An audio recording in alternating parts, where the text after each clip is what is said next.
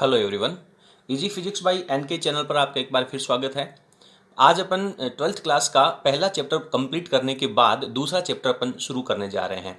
इस चैप्टर में से परीक्षा में 4 नंबर का एक प्रश्न आपसे निश्चित रूप से पूछा जाता है, तो वो 4 नंबर 100% क्लियर करने के लिए आप इसके पहले टॉपिक से ही तैयार करते जाएं।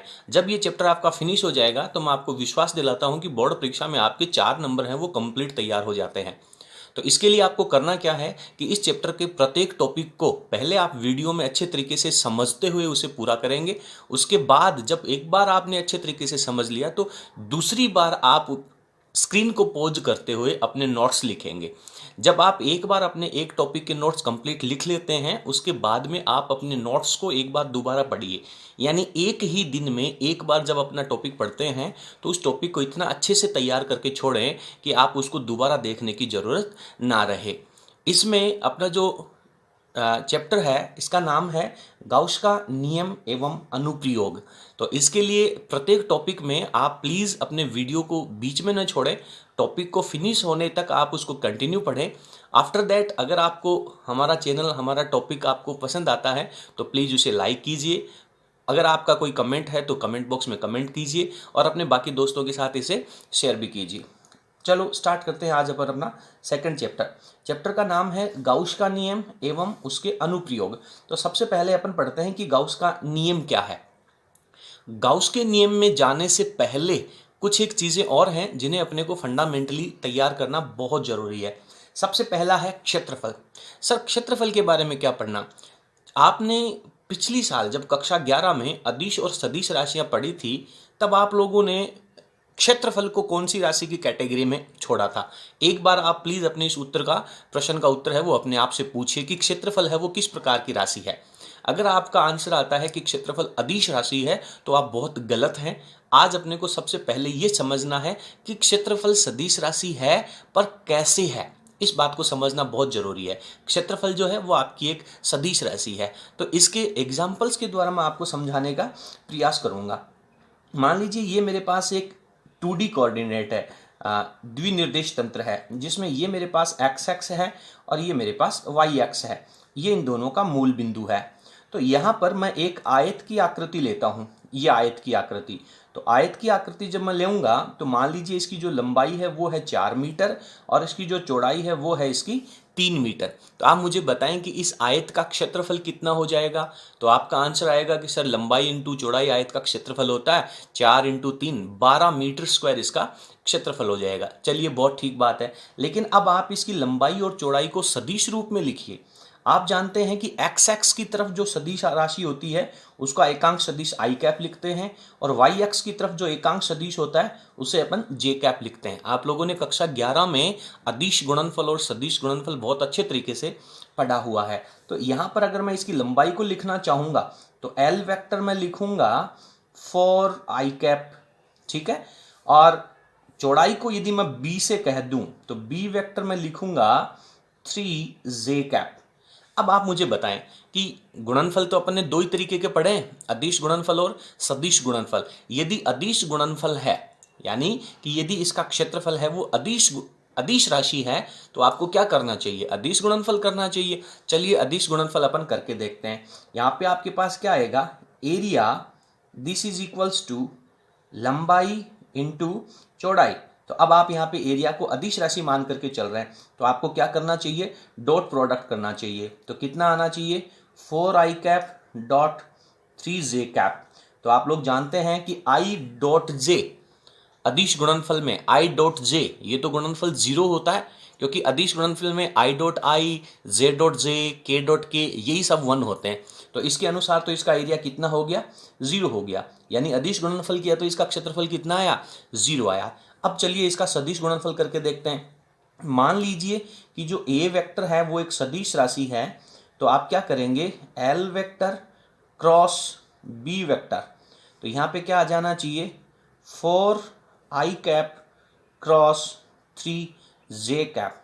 तो 4 को 3 से गुणा किया, ये आ गया आपके पास 12 और आप जब सदिश गुणनफल करेंगे आई क्रॉस जे का, तो आप लोगों ने वो एक घड़ी बना करके, घड़ी का चित्र बना करके देखा होगा कि आई को जब आप जे से गुणा करते हो तो के पे जाता है, तो यहाँ पे आपके पास के कैप आ जाता है। यानी ये एक्स एक्स है, ये वाई एक्स है, और यहाँ पे अगर मैं पेन रखूँ इसके यहाँ पर जो कि मेरे जेड एक्स का काम कर रहा है, तो इस आयत का जो क्षेत्रफल होगा वो भी आपके फ्रंट की तरफ होगा, आपकी तरफ होगा। यानी क्षेत्रफल जो है वो एक सदिश राशि है। अब आप ये कह सकते हैं, आपके दिमाग में क्वेश्चन आएगा कि सर मैं इसको एल क्रॉस बी ना करके बी क्रॉस एल करूं तो आप लोगों ने सदिश गुणनफल में प्रॉपर्टी पढ़ी है, दैट टाइम आपके पास -12 के कैप आ जाएगा। यानी केवल दिशा का ही फर्क है, बाकी जो संख्यात्मक वैल्यू है वो आपके पास 12 जो है वो केवल सदिश गुणनफल में ही आने वाली है। तो इस प्रकार से आप कह सकते हैं कि क्षेत्रफल जो है वो हमेशा एक सदिश राशि है। अब सदिश राशि है तो अपने पास एक प्रॉब्लम और आती है कि सर अपन इसकी दिशा का निर्धारण कैसे करेंगे। तो दिशा के निर्धारण में जैसे आपने अभी ये एक आयत लिया था, तो इस आयत के दो डायरेक्शन आपके पास बनती हैं, एक तो z की डायरेक्शन में और एक -z की डायरेक्शन में। तो एक क्वेश्चन के अंदर आप इसकी एक डायरेक्शन लेके चलेंगे। अगर आप z डायरेक्शन ले रहे हैं यानी के कैप अगर आप ले रहे हैं तो भी सही है, और अगर आप -z डायरेक्शन में यानी -k कैप यूनिट वेक्टर की डायरेक्शन ले रहे हैं तब भी सही है, लेकिन एक क्वेश्चन में इसकी एक ही डायरेक्शन लेनी है।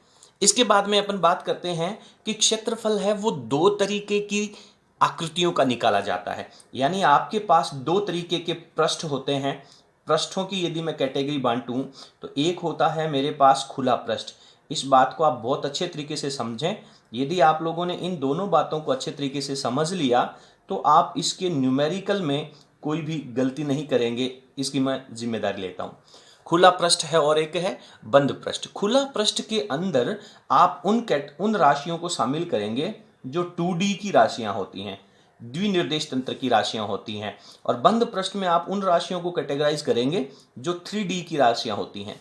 2D की राशियों का मतलब है, जैसे अपन शुरू करते हैं, एक आपके पास त्रिभुज है, एक आपके पास आयत है, एक आपके पास वर्ग है, एक आपके पास वृत्त है। ये सारी की सारी जो राशियां होती हैं वो 2D की राशियां होती हैं। 3D की राशियों के अंदर अपन कैटेगराइज करें तो सबसे पहले अपन बात करते हैं, आपके पास एक गोला है, आपके पास बेलन है, फिर आपका आ गया इसके अंदर घन, इसके बाद में आपका आ गया इसके अंदर घनाभ, इसके बाद में आ गया आपके पास शंकु। तो इतनी सारी राशियों को अपन, इतनी सारी आकृतियों को अपन 3D के अंदर कैटेगराइज करते हैं। बात करते हैं अपन 2D की, खुला पृष्ठ। जब कभी भी आपको खुला पृष्ठ दिया जाए तो उसकी केवल एक ही डायरेक्शन लेनी है। जैसे मान लीजिए मेरे पास ये हाथ है, ये हाथ आपको एक आयत के आकार का नजर आएगा, तो इसके अंदर दो ही डायरेक्शन हो सकती हैं, या तो ये डायरेक्शन या फिर ये डायरेक्शन। तो इन दोनों में से आपको केवल एक डायरेक्शन एक क्वेश्चन के अंदर लेनी है। यानी कि यदि त्रिभुज ले रहे हैं तो उसके पृष्ठ के बाहर की तरफ या अंदर की तरफ एक डायरेक्शन आपको लेनी है। लेकिन सर ये जो बंद पृष्ठ की आकृतियां हैं इनकी दिशा किस तरफ लेंगे। जैसे आपने घन लिया तो घन के अंदर तो 6 पृष्ठ होते हैं, तो उसकी तो 6 डायरेक्शन होगी, तो फिर अपन कौन सी दिशा लेकर के चलेंगे। तो इसके लिए आप लोगों को मैं यहाँ पे एक नोट डाल के देता हूँ कि जो बंद पृष्ठ होते हैं उनके जो क्षेत्रफल की दिशा है, क्षेत्रफल की जो दिशा है वो हमेशा पृष्ठ के लंबवत बाहर की ओर ली जाती है, बाहर की तरफ। और इसमें बहुत सारी दिशाएं हो सकती हैं और इसके अंदर केवल एक ही दिशा होती है, वो पृष्ठ के तल के लंबवत केवल एक दिशा। और इसमें कितनी दिशाएं होती हैं? अनेक दिशाएं होती हैं। ठीक है, तो इतनी बातें लेकर के अगर आप चलेंगे तो क्षेत्रफल जो सदिश राशि है और उसकी दिशा के निर्धारण में आप कभी भी कोई गलती। तो यहाँ पे अपन कुछ एग्जाम्पल्स देखते हैं। एग्जाम्पल्स में आप डायग्राम में देख रहे हैं कि मेरे पास दो आकृतियां ली हुई हैं। एक्स एक्स की डायरेक्शन है, ये वाई एक्स की डायरेक्शन है। इस आकृति में भी ये एक्स एक्स की डायरेक्शन है, ये वाई एक्स की डायरेक्शन है। तो ये जो आकृति आप देख रहे हो, अगर मैं आपसे ये पूछूं कि इन दोनों में से वृत्त कौन सा है, तो आप आंसर देंगे कि सर ये जो नीचे वाला डायग्राम है ये वृत्त है। ये दोनों ही वृत्त की आकृतियां यहाँ पे मैंने ले रखी हैं। इसकी जो त्रिज्या है वो 7 मीटर है, इसकी त्रिज्या भी 7 मीटर है। लेकिन डायग्राम को देख करके आपको पता करना है कि इस वृत्त की दिशा किस तरफ है। यानी ये जो वृत्त है वो आपका इस तरीके से रखा हुआ है, ये आपके पास एक्स एक्स की डायरेक्शन है, एक्स एक्स की डायरेक्शन है, और ये वृत्त इस तरीके से रखा हुआ है। तो इसके क्षेत्रफल की जो है दिशा है वो दो दिशाएं हो सकती हैं, या तो प्लस एक्स की तरफ या फिर माइनस एक्स की तरफ, लेकिन दोनों में से आपको एक का चुनाव करना है। ठीक है।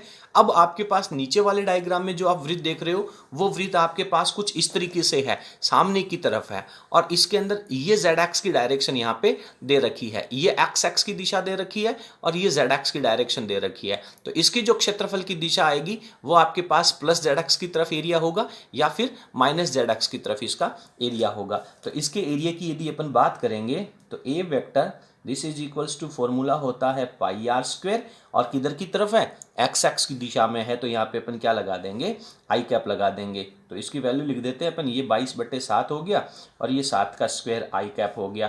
तो ये 7 ने इसका स्क्वायर काट दिया, 7 दूनी 14 और 1 15 आई कैप मीटर स्क्वायर, ये इसका आंसर हो गया। और नीचे वाले क्वेश्चन में आपके पास इसका आंसर क्या हो जाएगा, ए वेक्टर बराबर 154 और ये के कैप की डायरेक्शन में मीटर स्क्वायर हो जाएगा। आप इन दोनों के साथ नेगेटिव निशान साइन लेकर के भी इनको सॉल्व कर सकते हैं। क्लियर है। तो इस तरीके से आपको किसी भी सवाल के अंदर क्षेत्रफल की दिशा का निर्धारण करना है। अब अपन अगले टॉपिक पे चलेंगे, उससे पहले मैं आपको एक एग्जाम्पल देता हूं, उस एग्जाम्पल को सॉल्व करके आपको उसका आंसर बताना है। ये जो आपको नीचे क्वेश्चन दे रखा है इसमें एक्स एक्स की डायरेक्शन, वाई एक्स की डायरेक्शन और जेड एक्स की डायरेक्शन, और यहाँ पे एक आयत की आकृति आपको दे रखी है जिसकी जेड दिशा में जो लंबाई है वो 7 मीटर है और वाई दिशा की तरफ इसकी जो लंबाई है वो 5 मीटर है। तो ये जो आयत की आकृति आपको नजर आ रही है इसका आपको एरिया कैलकुलेट करना है। ठीक है। तो इस क्वेश्चन को सॉल्व करके प्लीज़ आप अपना आंसर है वो हमें कमेंट बॉक्स में लिखिएगा।